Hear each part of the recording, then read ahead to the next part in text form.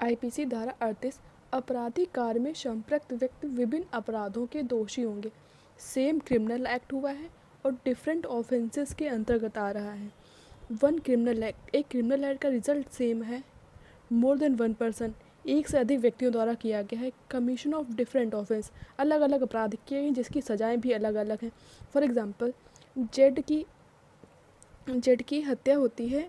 ए व्यक्ति with intention घर से सोच के आता है इसकी हत्या के लिए, और बी एक व्यक्ति है अंडर ग्रेव, मतलब कि उसे गुस्सा दिला देते हैं या फिर कोई ऐसी परिस्थिति पैदा हो जाती है जिससे यह सेल्फ डिफेंस में इंटेंशन के साथ इसकी हत्या कर देता है, इसकी मतलब मानव वध करता है।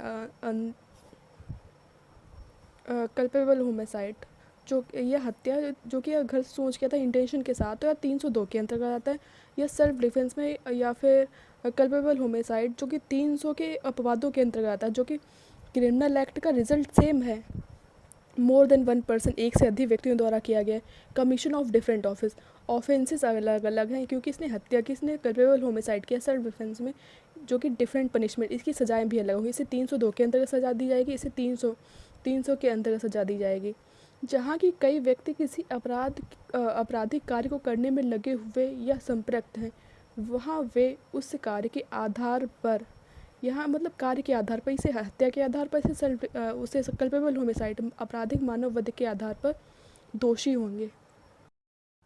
धारा 39 स्वेच्छा वॉलंटरली, जब कोई व्यक्ति किसी कार्य का रिजल्ट जानता हो, उसका इफ़ेक्ट क्या होगा, और वह इंटेंशन और नॉलेज के साथ करता है उस कार्य को, और रीज़न टू बिलीव, उसे पर्याप्त हेतुक है उस कार्य को करने के लिए, तब यह कहा जाता है कि उसने वह कार्य स्वेच्छा से किया, वॉलंटरली किया। कोई व्यक्ति किसी परिणाम को स्वेच्छा कायित करता है, तब यह कहा जाता है जब वह उन साधनों द्वारा कायित करता है जिनके द्वारा उसे कायित करना आशय था, मतलब उसका इंटेंशन था उन साधनों के द्वारा करना। यह उन साधनों द्वारा कायित करता है जिन साधनों को काम में लाते समय यह जानता था या विश्वास करने का कारण रखता था कि उससे उसका कारित होना संभाव्य है।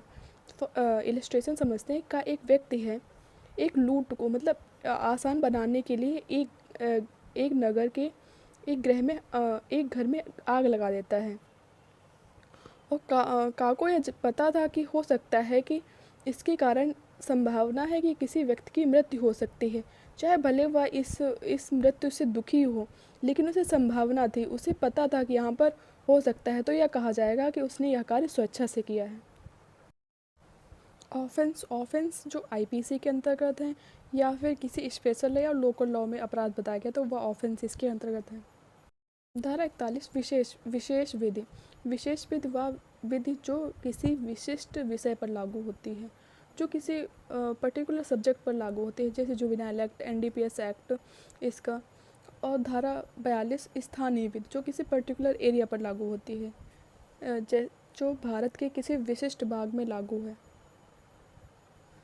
धारा 43 अवैध या करने के लिए वैध रूप से आबद्ध, अवैध वह बात होगी जो अपराध है या फिर जो कानून द्वारा प्रोहिबिटेड है, जिस पर सिविल एक्शन का आधार बन सकती है, या लीगली बाउंड, जो कोई कार्य करने के लिए लीगली बाउंड है और वह नहीं करता तो वह अवैध कहा जाएगा।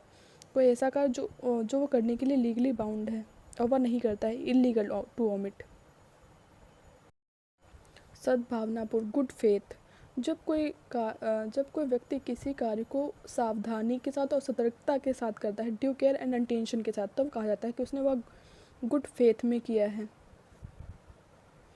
धारा 52A संशय हार्बर, इसके अंतर्गत पत्नी और पति को छोड़कर किसी व्यक्ति को आश्रय, भोजन, पेय, धन, वस्त्र, आयुध, गोला बारूद या प्रहरण के साधन देना, या किन्हीं साधनों के चाहे वे उसी प्रकार के हों या नहीं जिस प्रकार के इस धारा में परिगणित हैं, किसी व्यक्ति की सहायता में पकड़े जाने से बचने के लिए करना आता है। यह धारा दंड प्रक्रिया संहिता के संशोधन अधिनियम 1942 द्वारा अंतः स्थापित की गई है।